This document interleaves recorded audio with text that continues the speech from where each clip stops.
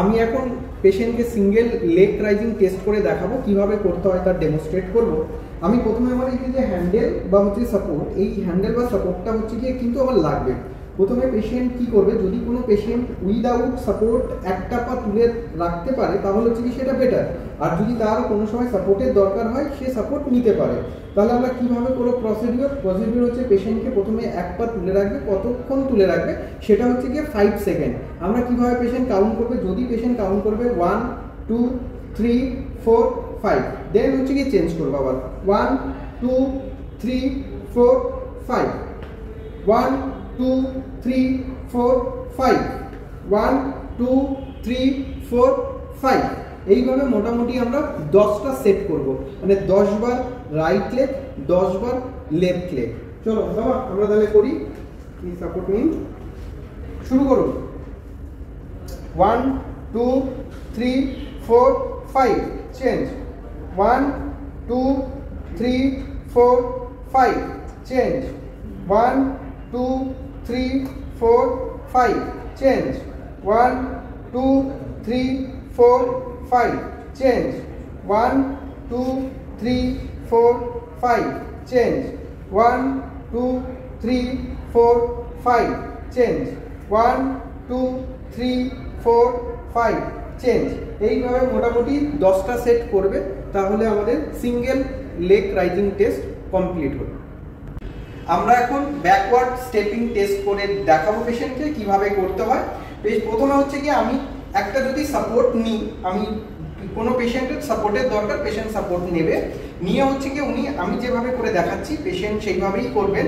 Backward উনি যাবেন, move করবেন।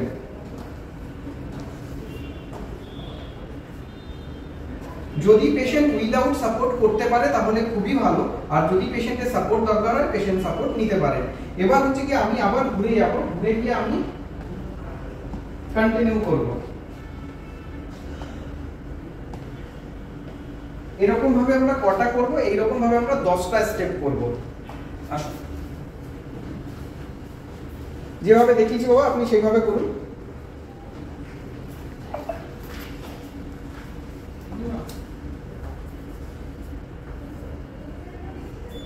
ঘুরে যান,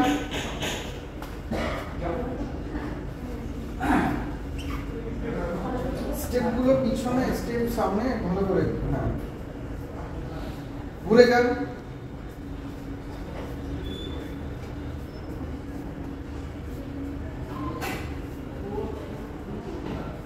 ঘুরে যান।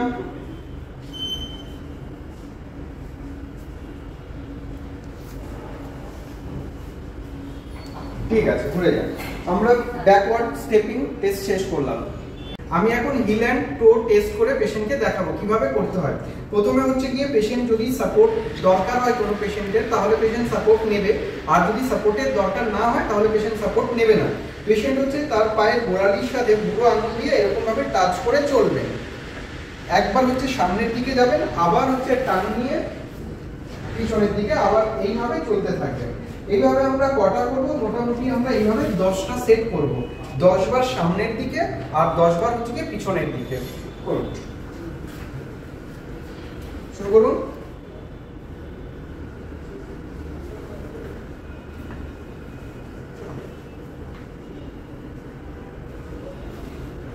ঘুরে যান।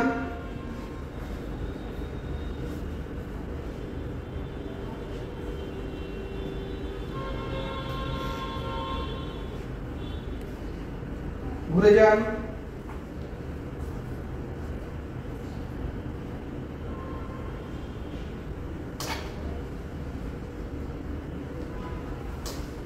ঠিক আছে, এইভাবে 10টা সেট কমপ্লিট করার পরে আমাদের এই টেস্ট শেষ হলো।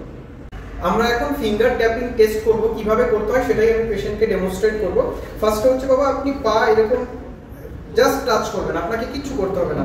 যদি আপনার সাপোর্টের দরকার হয় তাহলে সাপোর্ট নেবেন, আর সাপোর্টের দরকার না হলে সাপোর্ট নেওয়ার দরকার নেই।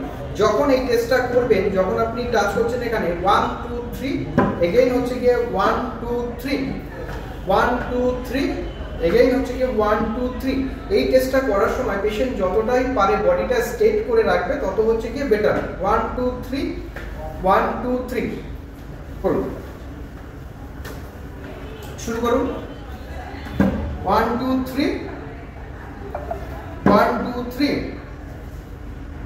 1 2 3 1 2 3 1 2 3 1 2 3 1 2 3 1 2 3 এইভাবে মোটামুটি 10 বার রাইট 10 বার হচ্ছে লেফট পা দুটোই করবেন।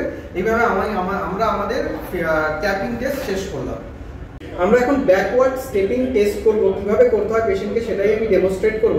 প্রথম হচ্ছে কি পেশেন্ট ঘুরে যাবে এবং হচ্ছে ঘুরে গিয়ে তার যদি যে সাইডে থাকবেন এটা লেফট হ্যান্ড দিয়ে উনি সাপোর্ট চাইলে সাপোর্ট নিতে পারেন, আর যদি ওনার সাপোর্টের দরকার না হয় তাহলে উনি সাপোর্ট নেবেন না। প্রথমে হচ্ছে লেফট হ্যান্ড দিয়ে উনি সাপোর্ট নিয়েছেন এবং উনি ওনার রাইট পা হচ্ছে কি প্রথমে তুলবেন, এরকম ভাবে তুলে দাঁড়াবে, এগেইন হচ্ছে কি উনি আবার নামবেন, এগেইন হচ্ছে দাঁড়াবেন। এবার কতক্ষণ দাঁড়াবেন? মোটামুটি 3 সেকেন্ড। এবং যখন হচ্ছে কি উনি কাউন্ট করতে হবে 1 2 3, এগেইন হচ্ছে কি আবার উনি সামনের দিকে নামবেন, উঠলেন 1 2 3 1 2 3 করুন করুন বাবা 1 2 3 আবার 1 2 3 1 2 3 1 2 3। ঠিক আছে, এভাবেই আমরা আমাদের ব্যাকআপ স্টেপিং এক্সারসাইজ শেষ করলাম।